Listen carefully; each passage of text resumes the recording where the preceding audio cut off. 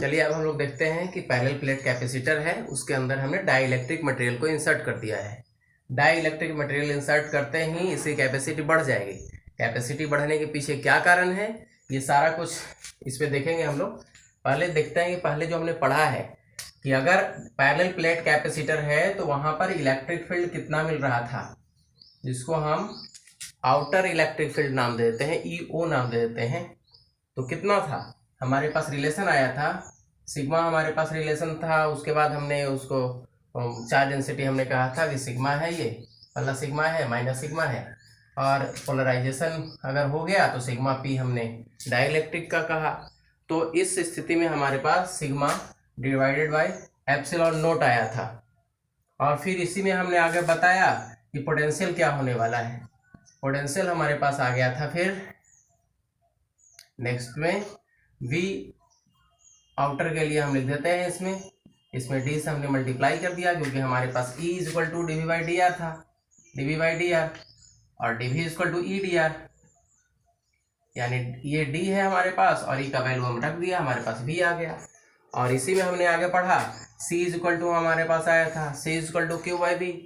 उसके अनुसार हमने एक रिलेशन देखा था, रिलेशन से हमारे पास आया A एप्सिलॉन अब डिवाइडेड बाई D, यानी इससे ये पता चला था कि इलेक्ट्रिक फील्ड का कोई मतलब नहीं है, चार्ज कितना हमने दिया है इसका कोई मतलब नहीं है। यहाँ पे एरिया ऑफ द प्लेट पे सिर्फ है और D सेपरेशन डिस्टेंस पे है। सेपरेशन अगर कम दूरी पे अगर हमने कर दिया है इलेक्ट्रिक फील्ड को, तो इलेक्ट्रिक फील्ड मतलब कैपेसिटर का दोनों प्लेट को, तो कैपेसिटी ज़्यादा हमें मिल रहा था। ये था सामान्य सिचुएशन में, जब हमने इलेक्ट्रिक फील्ड को कम करने का कोई उपाय नहीं ढूंढा था, यानी डाई इलेक्ट्रिक मटेरियल को हमने नहीं डाला। करता क्या है डाई इलेक्ट्रिक मटेरियल, पोलराइजेशन क्या होता है, थोड़ा सा इस पे भी गौर करते हैं। ये हो गया हमारे पास इलेक्ट्रिक फील्ड अगर हमने सप्लाई कर रखा है। इलेक्ट्रिक फील्ड अगर इस तरह से जा रहा है, उस इलेक्ट्रिक फील्ड में हमने पुटअप कर दिया एक डाई इलेक्ट्रिक मटेरियल, तो डाई इलेक्ट्रिक मटेरियल क्या करेगा, अपोज करेगा। ये अगर इलेक्ट्रिक फील्ड का स्ट्रेंथ है तो डाई इलेक्ट्रिक मटेरियल भी इलेक्ट्रिक फील्ड स्ट्रेंथ बनाएगा अपोजिट डायरेक्शन में, इसके इलेक्ट्रिक फील्ड को कम करेगा। अगर कंडक्टर अगर रख दिया जाए इलेक्ट्रिक फील्ड में, अगर कंडक्टर को रख दिया जाए तो इसमें कहा जाता है कि इलेक्ट्रिक फील्ड एक्सटर्नल और इंटरनल की बात करें हम, आउटर इलेक्ट्रिक फील्ड और जो इंटरनल इलेक्ट्रिक फील्ड जो बन रहा है वो जीरो हो जाएगा जब ये कंडक्टर हमने इंसर्ट किया है, तो कंडक्टर के केस में। और अगर हमने डाई इलेक्ट्रिक मटेरियल रखा है, ये इलेक्ट्रिक फील्ड है, ये इलेक्ट्रिक फील्ड है, इलेक्ट्रिक फील्ड में हमने एक मटेरियल रख दिया। अगर हम इसमें कंडक्टर रखेंगे तो इस कंडक्टर पर उसका कोई इफेक्ट नहीं पड़ेगा, क्योंकि जितना इलेक्ट्रिक फील्ड स्ट्रेंथ होगा उसी के अपोजिट इलेक्ट्रिक फील्ड स्ट्रेंथ बनाएगा वो कंडक्टर, और कुल मिला करके इलेक्ट्रिक फील्ड जीरो हो जाएगा यहाँ पर अगर हमने रखा है इंसुलेटिंग मटेरियल या इंसुलेटर रखा है, जिसको हम कहते हैं dielectric material. Dielectric material मतलब क्या, लकड़ी का टुकड़ा हम रख देंगे, क्या है वो, डाई इलेक्ट्रिक है। कोई फाइबर रख देंगे, क्या है, डाई इलेक्ट्रिक है। तो इंसुलेटर होना चाहिए, इंसुलेटर हम बीच में रख देंगे, उसी को हम कहते हैं डाई इलेक्ट्रिक। डाई इलेक्ट्रिक हम यहाँ इंसर्ट करेंगे तो इस पर क्या इफेक्ट होने वाला है ये हम देखेंगे यहाँ पर। तो इलेक्ट्रिक फील्ड, ये एक्सटर्नल इलेक्ट्रिक फील्ड है, और इंटरनल इलेक्ट्रिक फील्ड जो बनेगा किसके कारण, डाई इलेक्ट्रिक मटेरियल बनाएगा। कैसे बनाएगा, इलेक्ट्रिक फील्ड का डायरेक्शन मान लिया जाए, अगर ये पॉजिटिव है, ये पॉजिटिव है, ये पॉजिटिव है, ये नेगेटिव है, ऐसे डायरेक्शन इसका इधर है तो ये नेगेटिव है, ऐसा है। तो इसके अंदर होगा क्या कि नेगेटिव पार्ट जो है वो पॉजिटिव को रख लेगा अपने पास, खींचेगा, और नेगेटिव को रिपेल करेगा। तो देखिएगा कि डायरेक्शन बदल गया। आउटर का डायरेक्शन इलेक्ट्रिक फील्ड का पॉजिटिव टू नेगेटिव है, और यहाँ पर जो पॉजिटिव नेगेटिव बना उसका ओरिएंटेशन अपोजिट हो गया। अपोजिट होने से इसके फील्ड का डायरेक्शन प्लस से माइनस, क्योंकि रूल तो यही है प्लस से माइनस आने का, तो प्लस से माइनस होगा, तो ये अपोज करेगा। इसमें सारे जो चार्ज हैं वो फ्रीली घूमते हैं, फ्री इलेक्ट्रॉन कहते हैं ना, कंडक्टर है तो फ्री इलेक्ट्रॉन है उसके पास, तो फ्रीली घूमते हैं, तो जितना आएगा उतना अपोज कर लेगा। लेकिन ये फ्री इलेक्ट्रॉन नहीं है यहाँ पर, तो इसमें जो पोलराइजेशन होगा उसका जो इलेक्ट्रिक फील्ड बनेगा वो कम स्ट्रेंथ का बनेगा जितना हम इसको सप्लाई देंगे।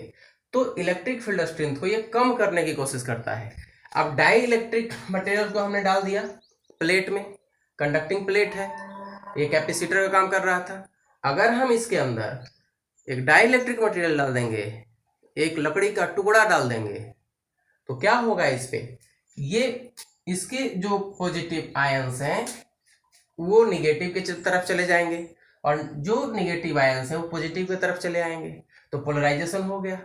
अभी ऐसा तो नहीं है कि इंसुलेटर में इलेक्ट्रॉन होता ही नहीं है, इलेक्ट्रॉन तो होता ही है, फ्रीली घूमने के लिए वो एबल नहीं होते हैं, नहीं घूमते हैं, पर इलेक्ट्रॉन वहाँ है, उसका ओरिएंटेशन जो होगा वो जिसको हम पोलराइजेशन कहेंगे। पोलराइजेशन मतलब क्या, निगेटिव और पॉजिटिव सब एक तरफ आकर के मिल जाए, उसी को पोलराइजेशन कहते हैं। जैसे वोट पड़ता है, वोटिंग होता है तो कहते हैं पोलराइज वोट हो गया, यानी एक तरफ सारे लोग इकट्ठे हो गए, वही पोलराइजेशन है। तो यहाँ पर निगेटिव और पॉजिटिव दोनों पोलराइज हो गए, तो इसको हम कहेंगे पोलराइजेशन। ये चार्ज डेंसिटी सिग्मा था और इसके चार्ज डेंसिटी को हम पोलराइज चार्ज डेंसिटी हमने सिग्मा नाम दे दिया है। तो अब इस पर क्या इफेक्ट पड़ने वाला है डाई इलेक्ट्रिक मटेरियल्स का, ये आपके समझ में आ गया होगा कि डाई इलेक्ट्रिक मटेरियल डालने से होता क्या है, इलेक्ट्रिक फील्ड को कम करता है, क्योंकि उसके अपोजिट डायरेक्शन में इलेक्ट्रिक फील्ड बना देता है। यहाँ पर भी फिगर में बताया गया है कि माइनस से प्लस ये डायरेक्शन हमारे पास है, प्लस से माइनस, और इसमें भी प्लस से माइनस डायरेक्शन है, इसके opposite dielectric material electric field बना रहा है। तो सामान्य केस में जो आउटर इलेक्ट्रिक फील्ड था और जो V था यानी पोटेंशियल था और C जो कैपेसिटेंस था, वो हमारे पास ये रिलेशन हमने पढ़ा है। अब अगर हम डाई इलेक्ट्रिक अगर हम इसमें इंसर्ट करते हैं तो क्या होगा,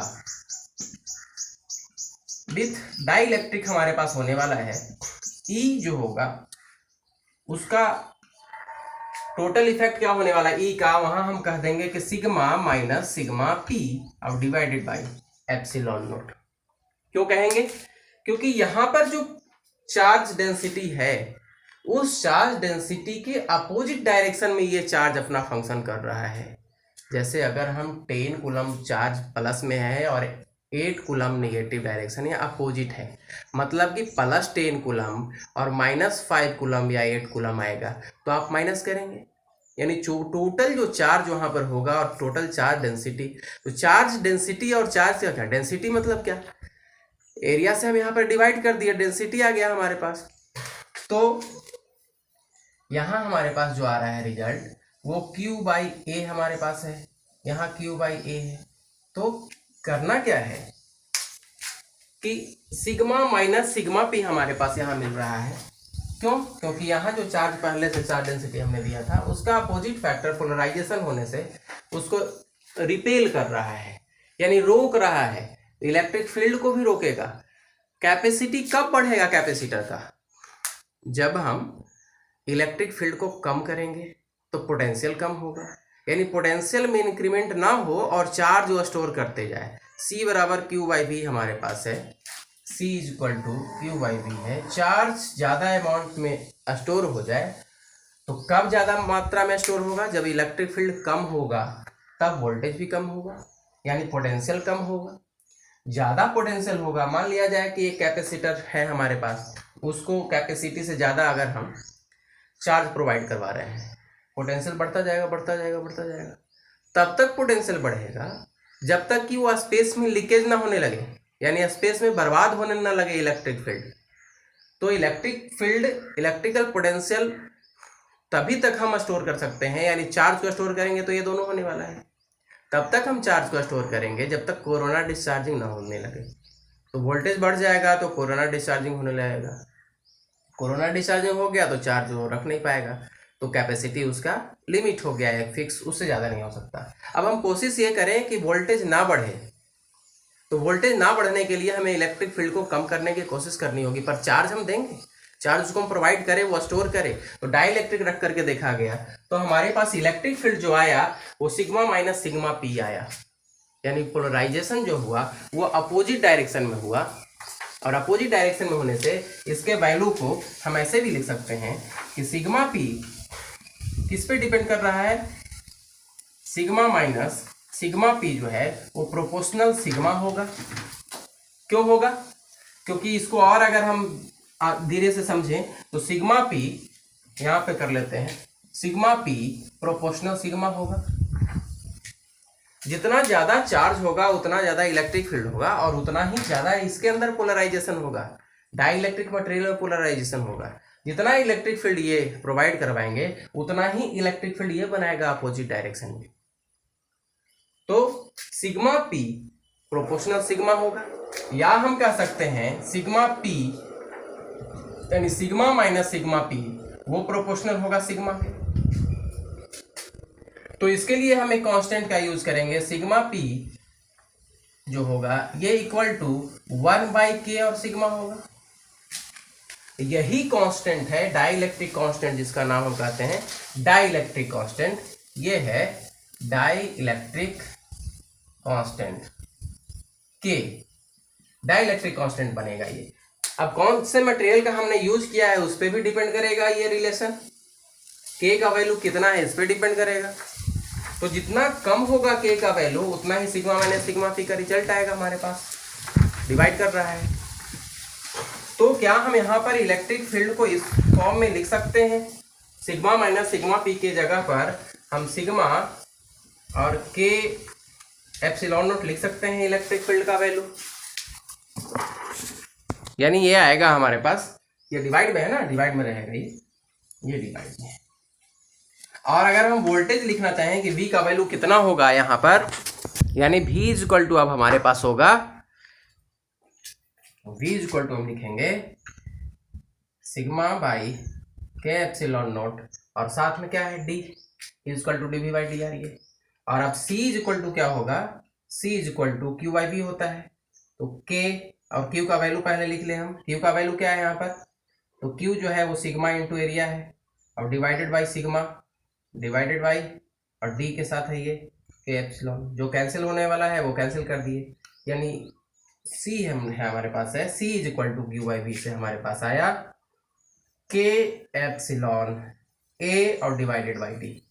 ये है C capacitance of the capacitor.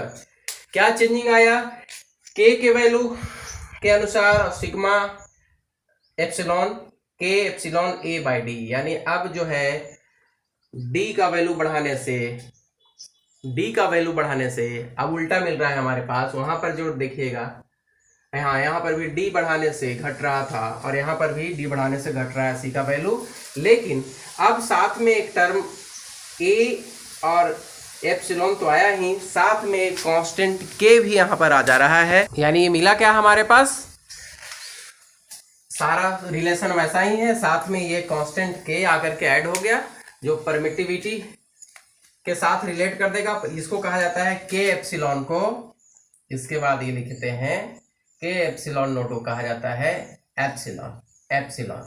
और एप्सिलॉन जो होता है वो परमिटिविटी ऑफ द मीडियम है। ये है परमिटिविटी ऑफ द मीडियम।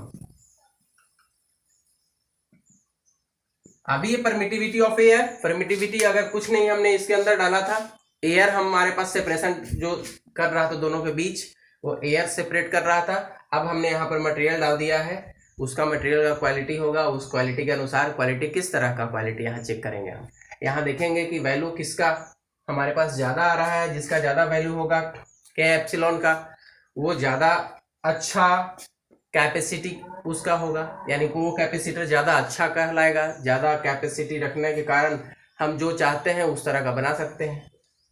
तो इसी फॉर्मूला को हम लिख सकते हैं C is equal to epsilon A divided by D।